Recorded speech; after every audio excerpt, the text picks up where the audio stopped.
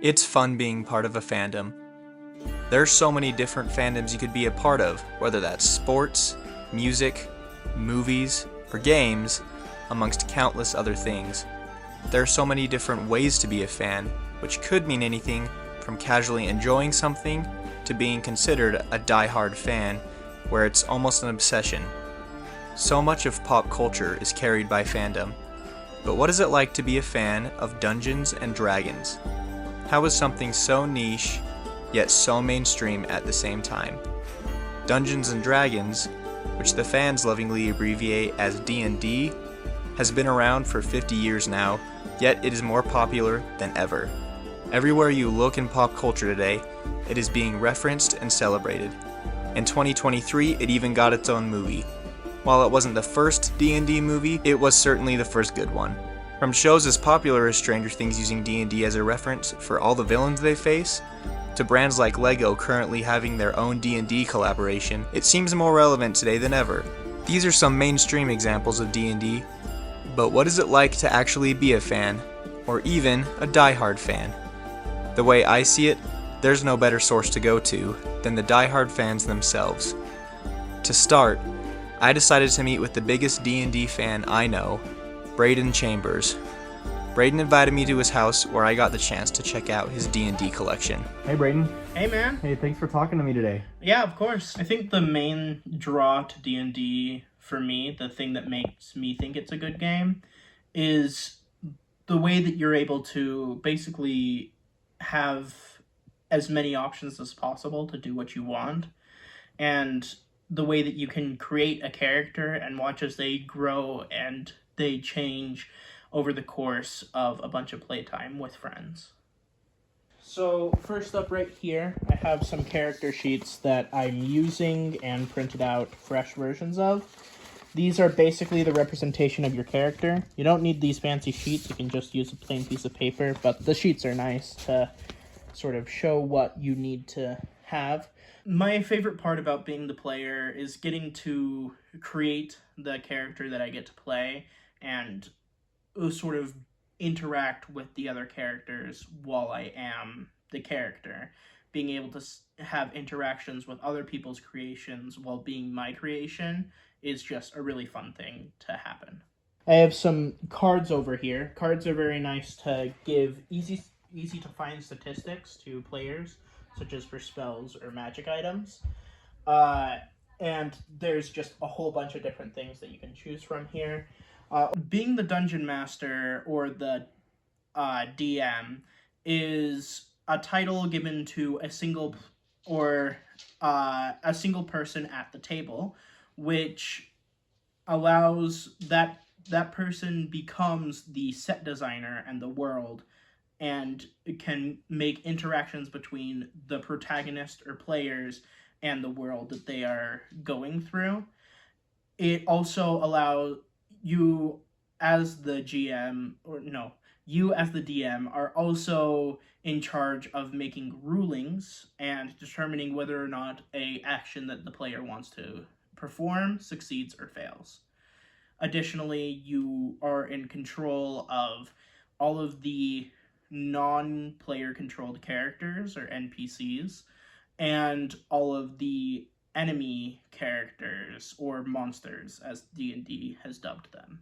Over here, I have a couple of DM screens set up and notebooks that I use, including a grid notebook that I use to make maps and sort of annotate the maps. I think the way that I prefer between being a player or being a DM kind of changes depending on how much I've been doing of either.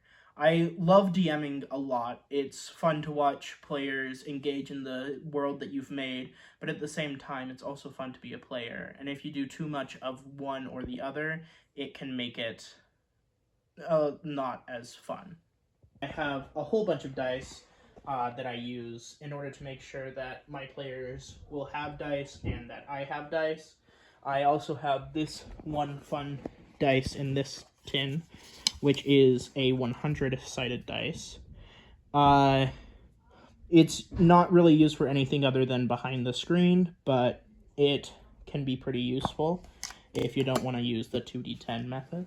thing that makes DMing fun, especially for me, is getting to create an entire world and seeing players engage in that world and sort of see the fun that I'm creating for people, and being able to build up grand stories and fun stuff that players get to interact with.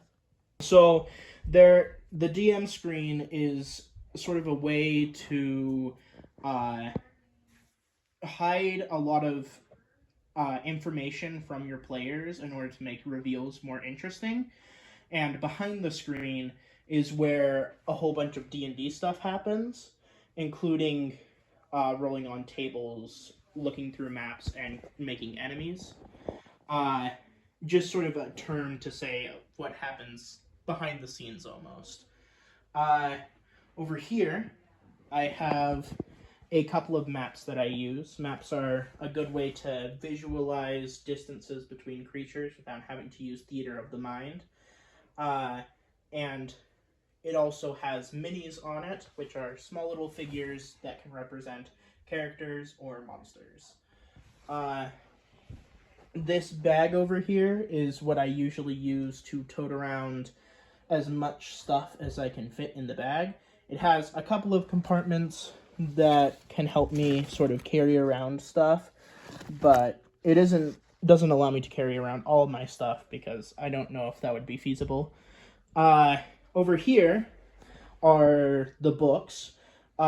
In the back, you can see the core rule books, which are rule books that apply to most of the game. A little bit lower, those are the add-on books.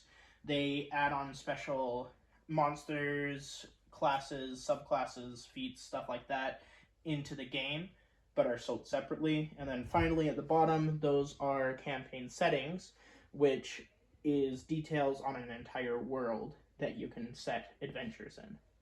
What is it that draws you to D&D over anything else you could be doing? Like, why is it your hobby?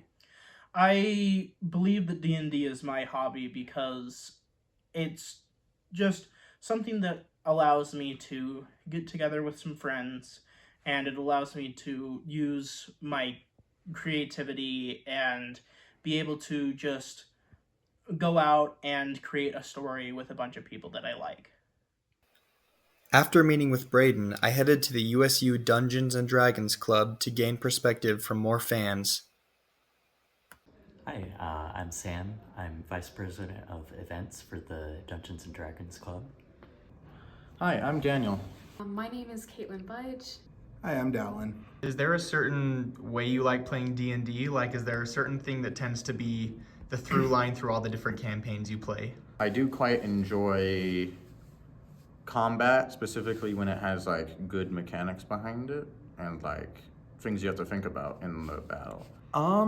I really like campaigns that are based off other ideas. Like the one I'm doing right now is kind of based on like isekai animes where you're taken from your real life and transported into like a video game kind of world.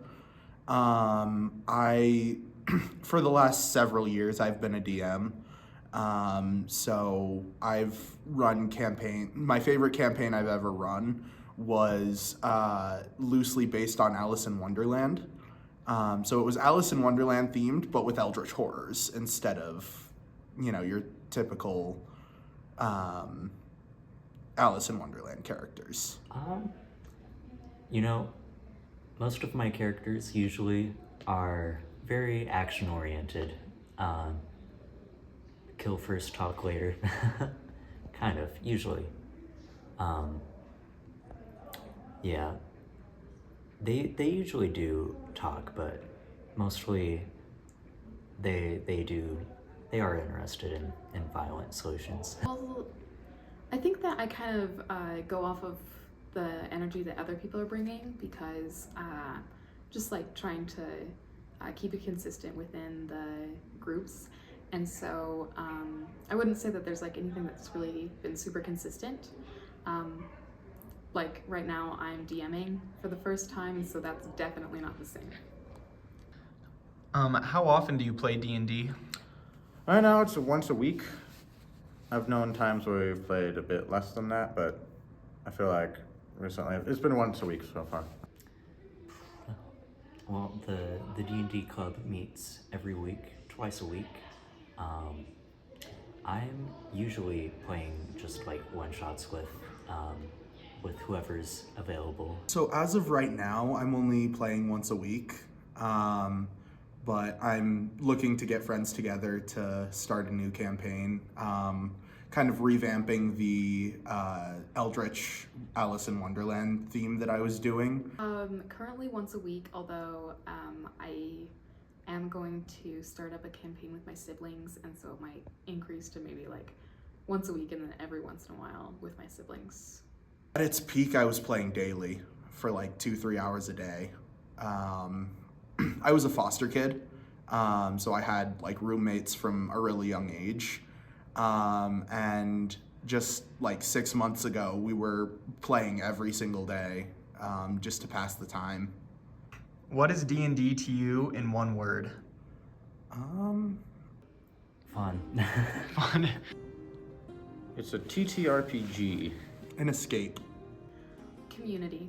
TTRPG basically refers to the type of game it is. It is a tabletop role-playing game.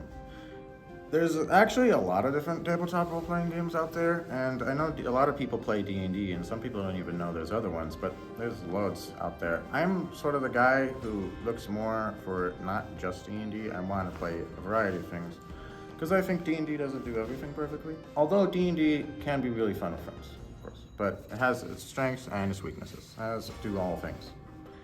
I've been able to make a lot of friends just in this club, and then in previous campaigns that I've done, I've been able to really connect with people, and I think it's really fun. I think the funnest thing about D&D is that you're just with a group of people, and you're getting into all these crazy situations in the game, and it's just incredibly fun and funny, and there's just all kinds of interesting things that can happen in a campaign. For me, D&D is a way to get away from my real life and my real life worries and become this other character, or if I'm DMing, this group of other characters, and tell a story through them, and kind of just, escape from my day-to-day life and be someone else for a change.